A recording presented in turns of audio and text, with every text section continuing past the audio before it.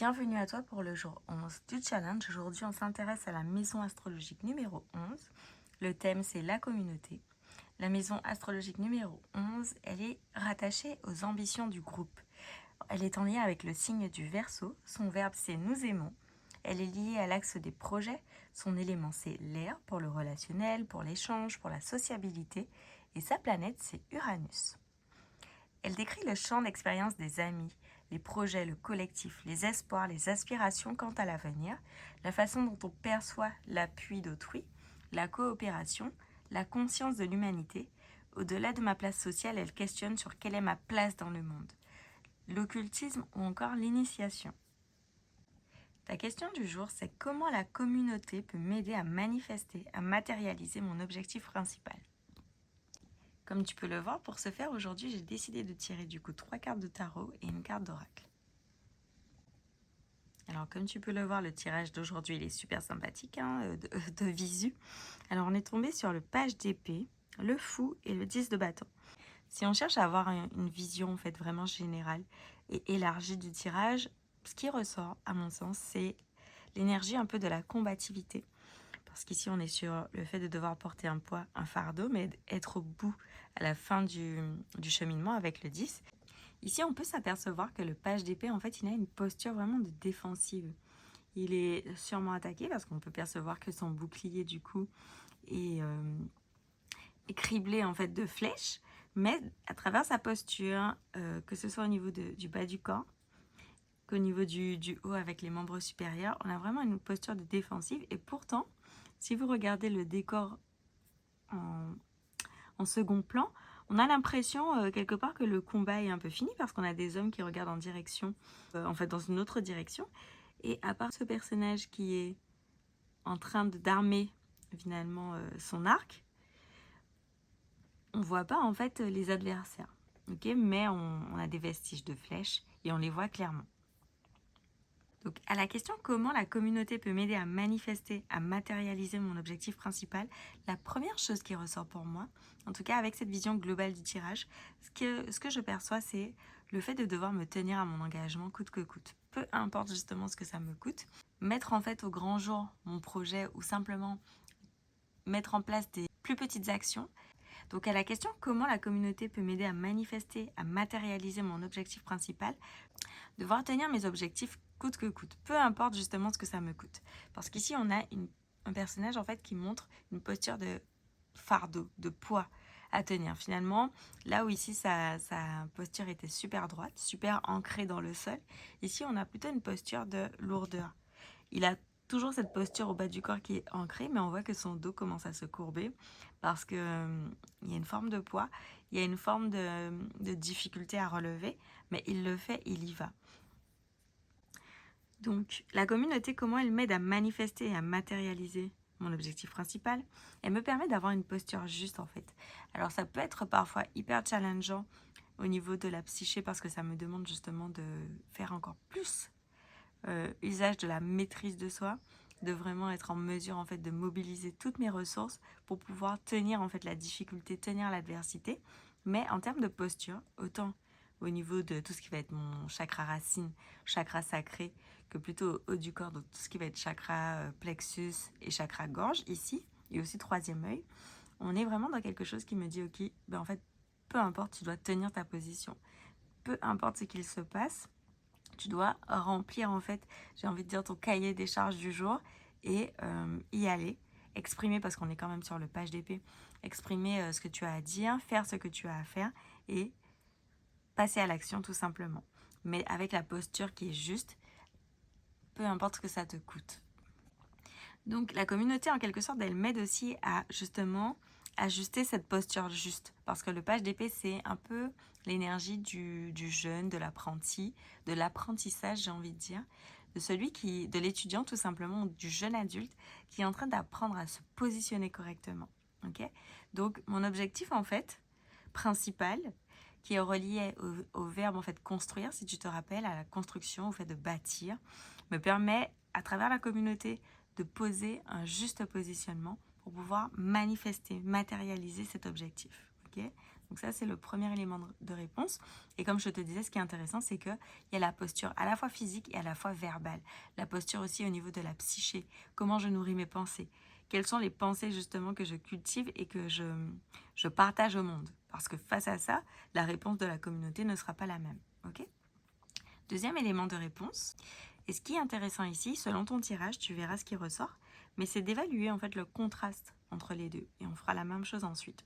Parce que du coup, si le page d'épée me permet de travailler ma posture par rapport à la communauté, le fou en fait ici, l'arcane 0 ou 22 selon le tarot de Marseille ou le tarot Rider-Waite-Smith, il vient en fait nous parler d'autre chose. Si tu regardes bien, on a quelqu'un en fait qui a mûri, parce qu'ici on est sur une énergie jeune, ici on est sur une énergie plutôt de roi et presque d'empereur, j'ai envie de dire. Alors ça, c'est mon analyse en fonction de mon tirage. Dans la symbolique et la signification du tarot, c'est pas forcément le cas. Donc ici, on voit une forme de maturité, une forme d'ancrage, une forme de facilité, de fluidité qui arrive par la suite, parce que justement, la communauté me permet d'ajuster mon positionnement, comme je te disais, autant verbal que psychique que physique. Ok ?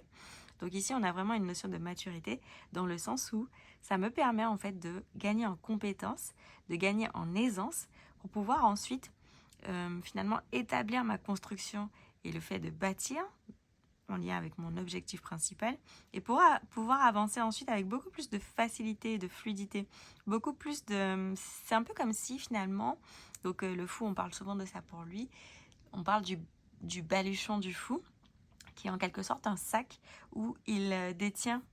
Donc c'est le fou, si tu le sais, hein, c'est un pèlerin, c'est celui qui part en quête, qui part à l'aventure, tout en ayant gardé, en ayant conservé, du coup, les enseignements de ses expériences, les enseignements qu'il a intégrés, aussi qu'il a reçus, qu'il a compris à travers les expériences de vie qu'il a fait dans les différents domaines de vie.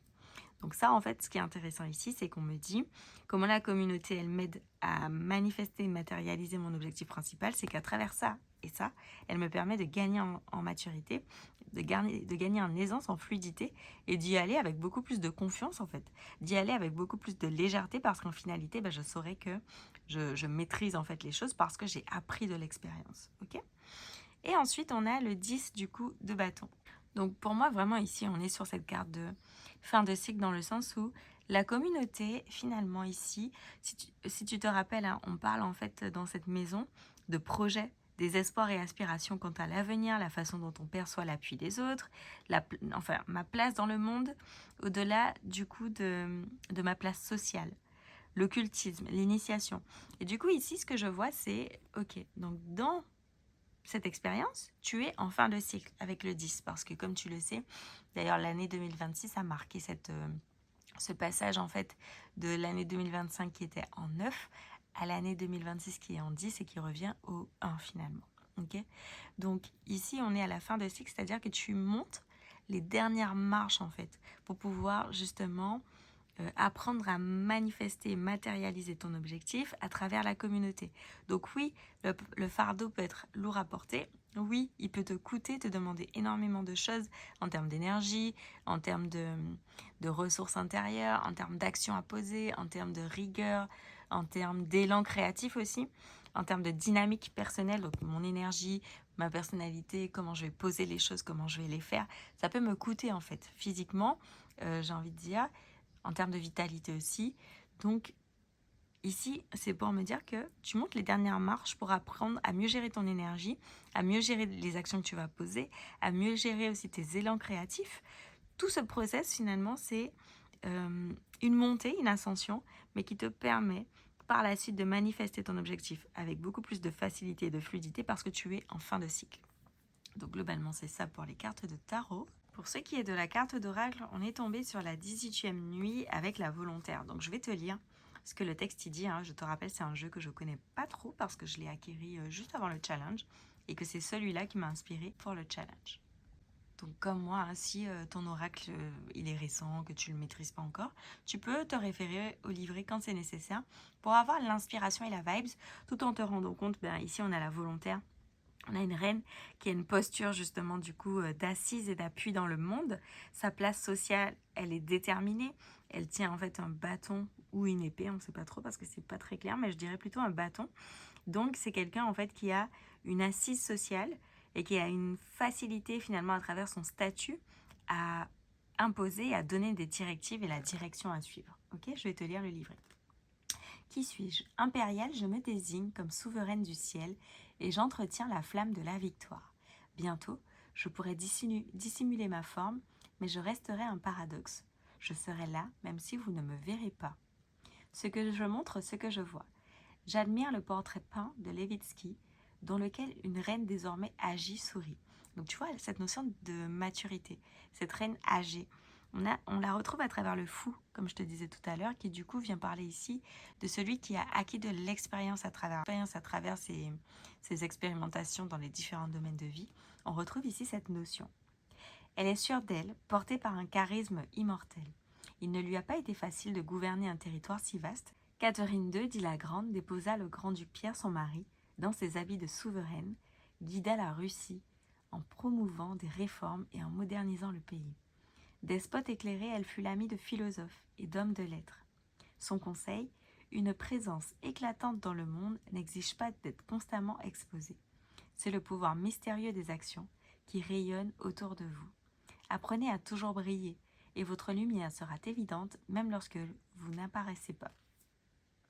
Donc ce qui est intéressant, c'est que finalement cette volontaire, elle vient reprendre tous les codes et tous les messages du tirage de manière générale, mais en plus de ça, elle nous dit qu'à travers nos actions, comment la communauté peut nous aider à manifester, matérialiser notre objectif principal, c'est que à travers nos actions, si elles sont suffisamment bien posées, si elles sont faites avec clarté et avec maîtrise, avec confiance aussi, parce qu'il y a beaucoup la notion de confiance et de souveraineté qui revient, mais en fait, sans être constamment exposée, elle peut rayonner, elle peut briller, et sa lumière, en fait, finalement, fera le reste.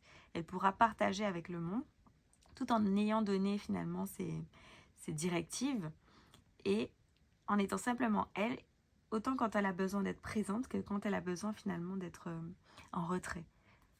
Donc, globalement, c'est ça. Je te laisse là et je te dis à demain pour le dernier jour du challenge.